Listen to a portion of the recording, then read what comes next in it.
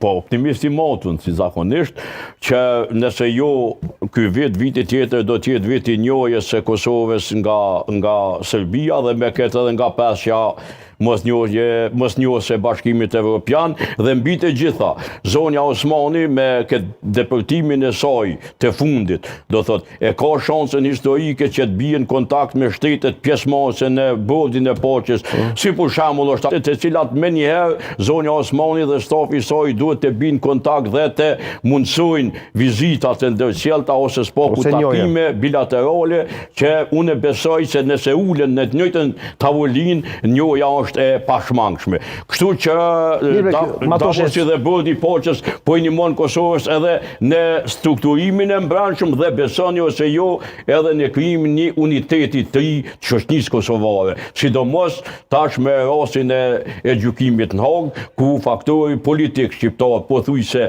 në tërësi u unifiku dhe biseda kry me kry e dy liderëve të shteteve Republikës Shqipërisë, Republikës procesin ndaj krejve të shtetit. Aja mundëson ky komunikim i afërt me Trumpin Osmanit edhe një mandat opsionalisht apo është pak problem? Ja rrit shanset.